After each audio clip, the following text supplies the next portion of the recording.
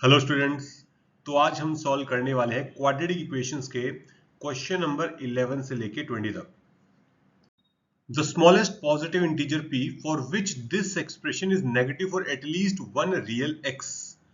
तो भाई ये जो एक्सप्रेशन दिया है इसका अगर आप देखो तो एक्स स्क्वायर कोफिशिएंट पॉजिटिव दे रखा है, 1 दे रखा है तो पॉजिटिव है, तो जरूर ये अपवर्ड फेसिंग पैराबोला बनेगा। या तो कुछ ऐसा होगा, या कुछ ऐसे टच करके जाता होगा, या फिर कुछ ऐसे कट करके जाता होगा। तीन ही पॉसिबिलिटीज है।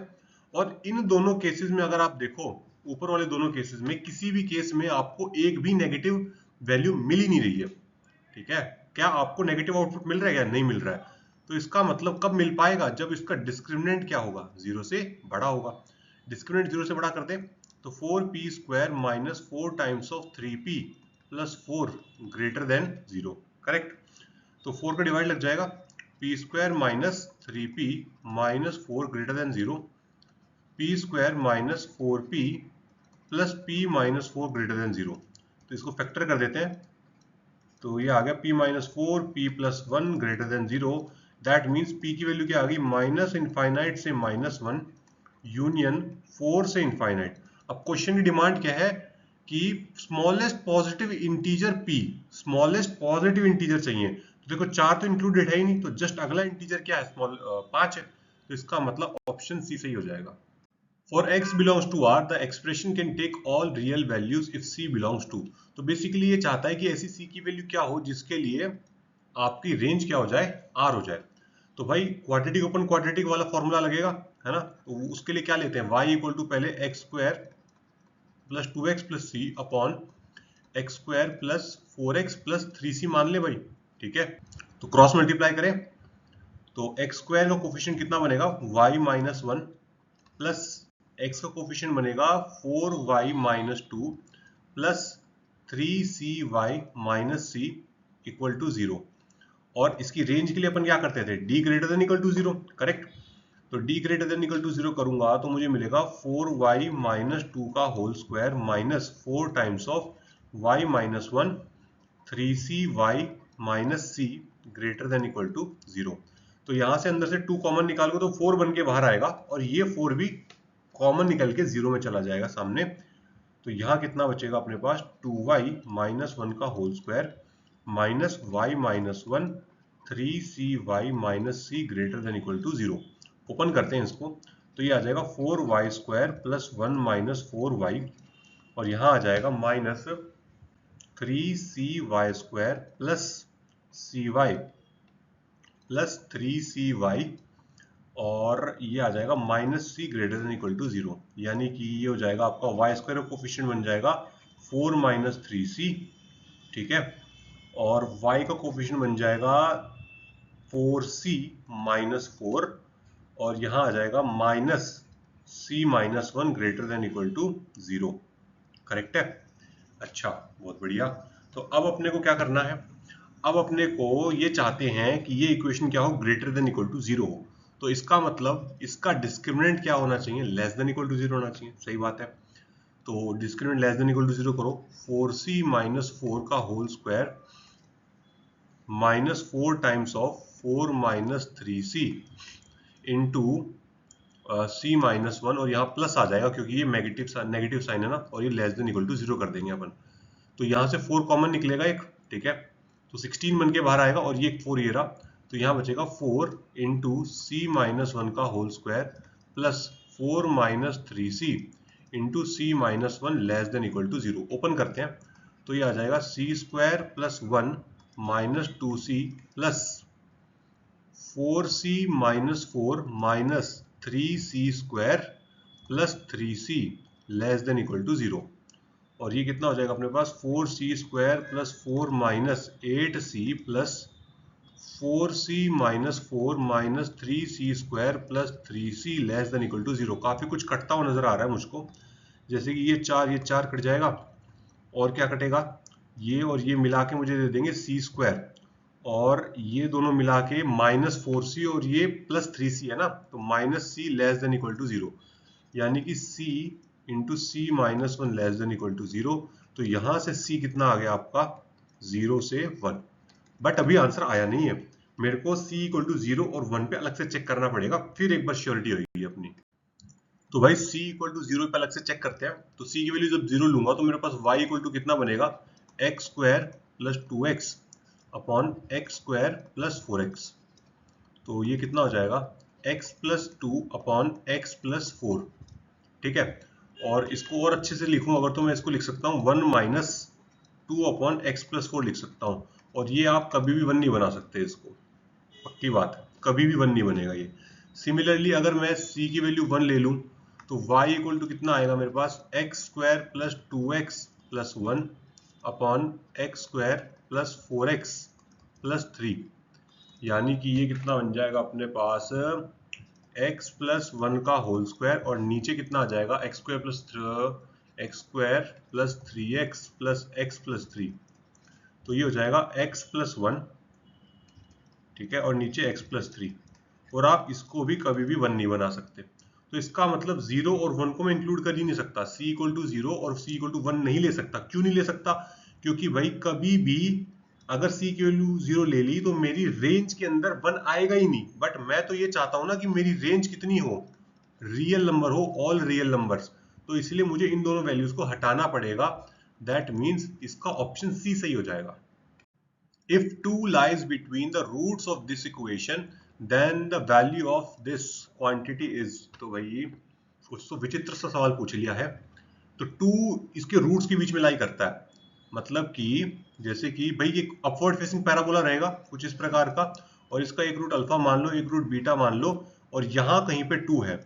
और ये तो साफ साफ दिख रहा है कि भाई जो f2 है, f2 पे मुझे कितना मिल रहा है, लेस देन 0 मिल रहा है।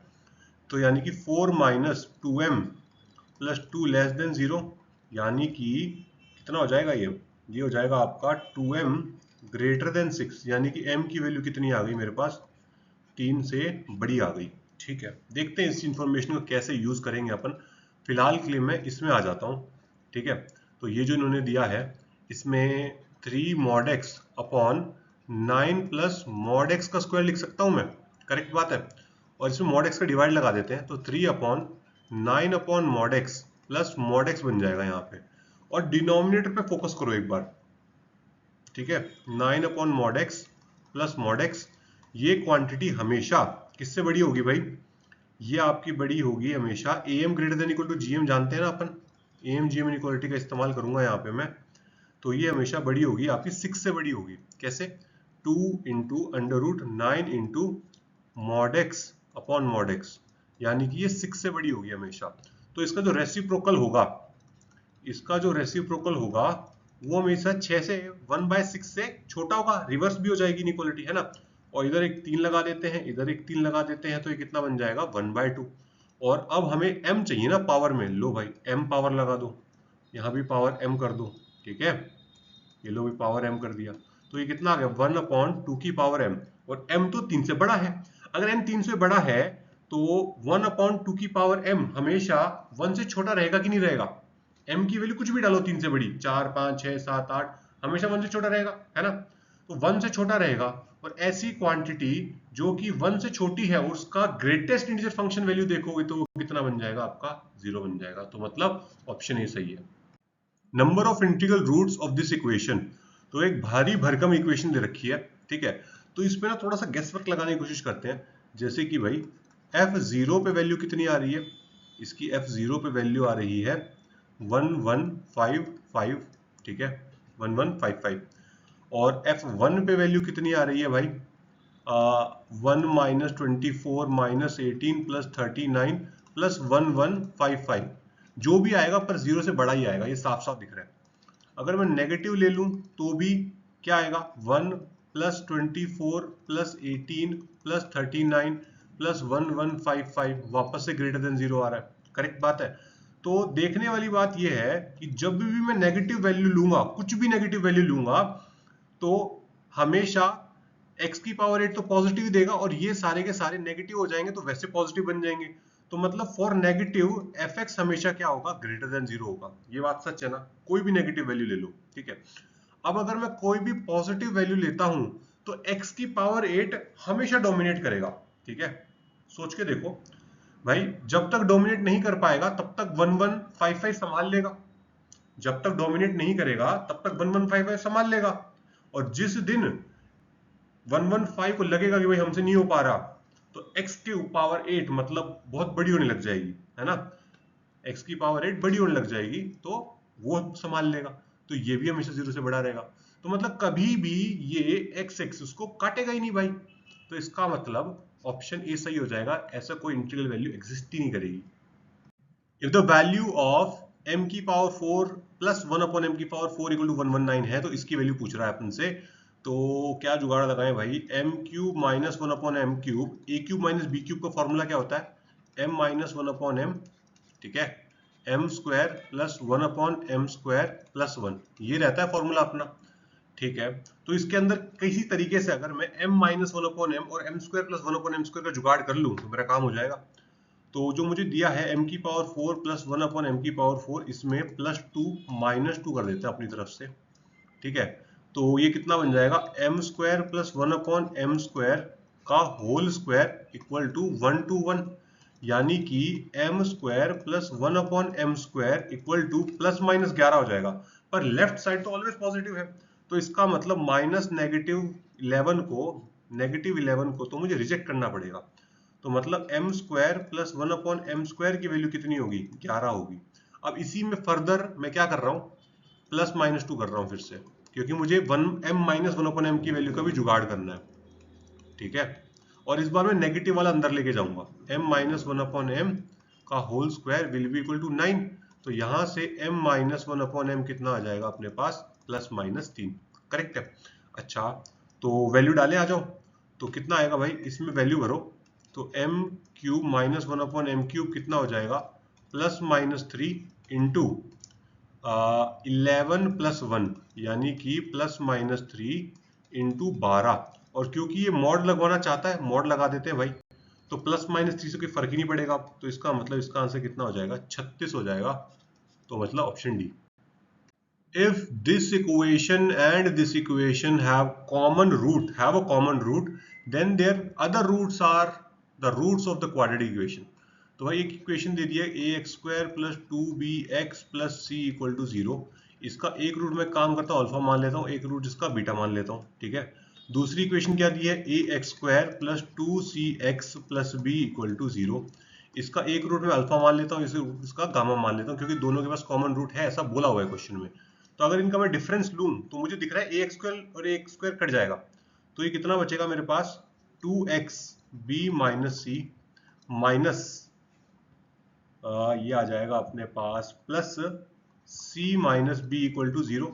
तो क्या यहां से मैं ऐसा बोल सकता हूं कि x की वैल्यू 1/2 आ जाएगी, देखो जरा ध्यान से, आ जाएगी ना, ओके। तो x की वैल्यू 1/2 आ गई अपने पास, तो भाई ये अपना क्या आ गया, अब निकल के कॉमन रूट निकल के आ गया, ठीक है, ये अपना कॉमन रूट निकल के आ गया।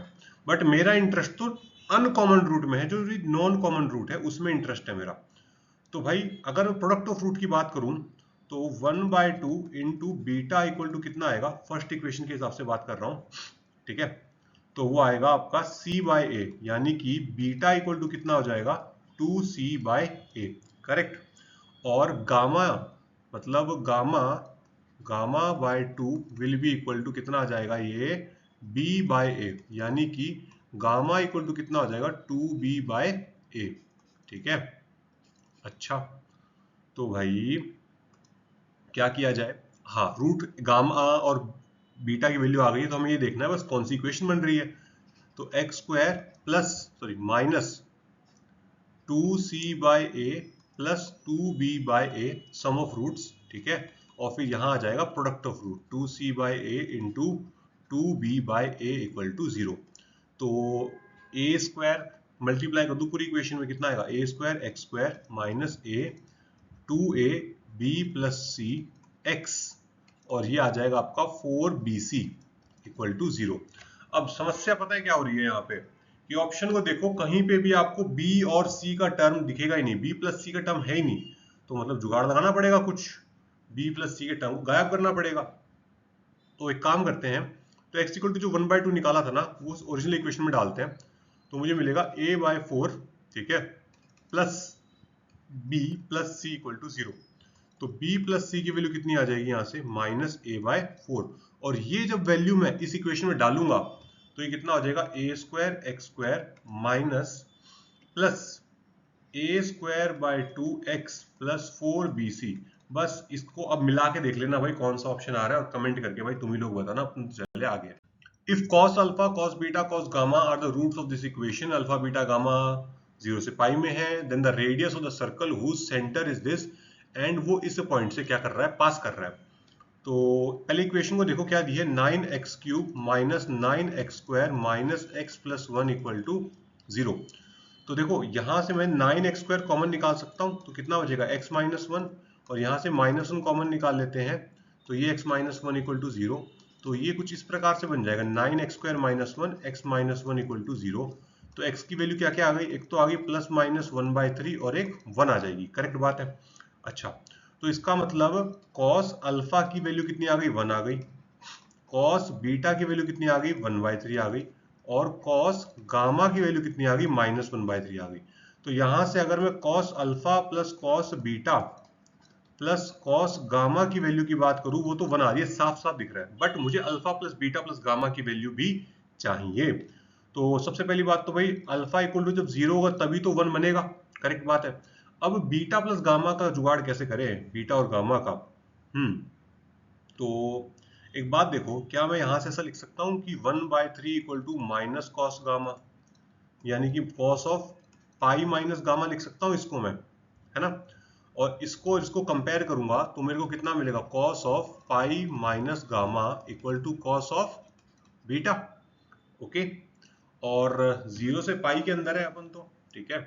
तो इसका मतलब क्या मैं ऐसा बोलूं कि pi minus gamma equal to beta, तो इसका मतलब beta plus gamma equal to कितना हो जाएगा, पाई।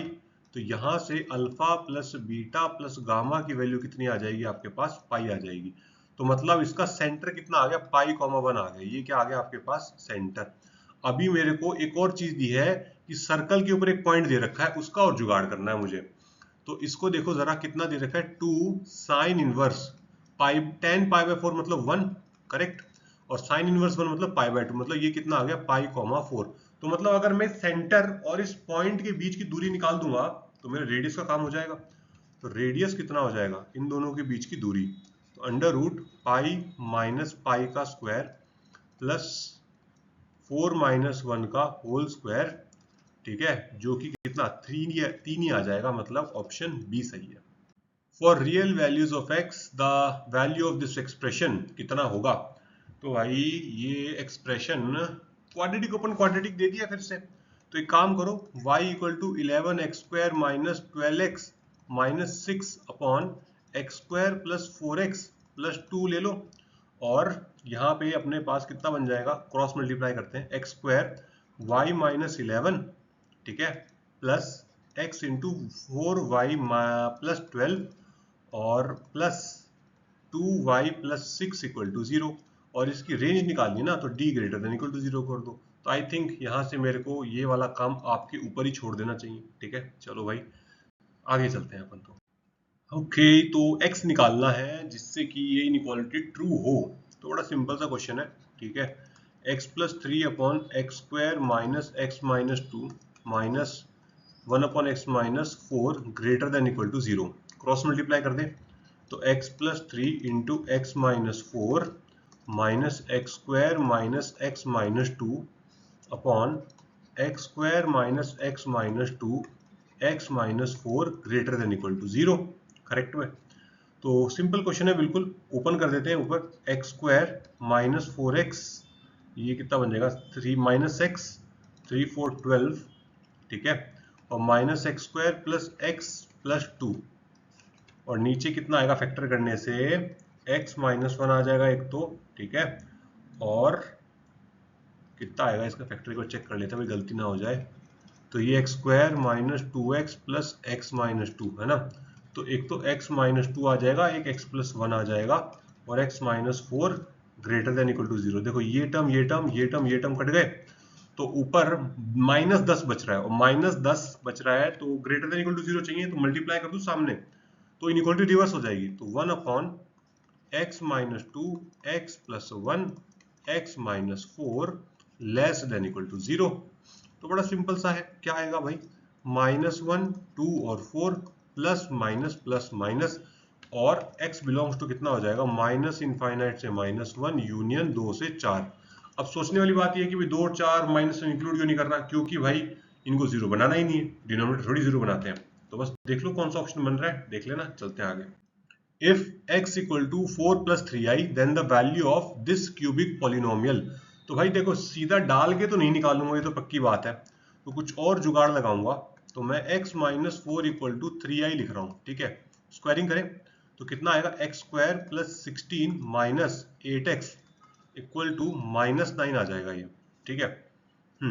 तो x square minus 8x plus 25 equal to 0 हो जाएगा ना, ठीक है। इसी इंफॉर्मेशन से इसमें कुछ जुगाड़ लगाएंगे।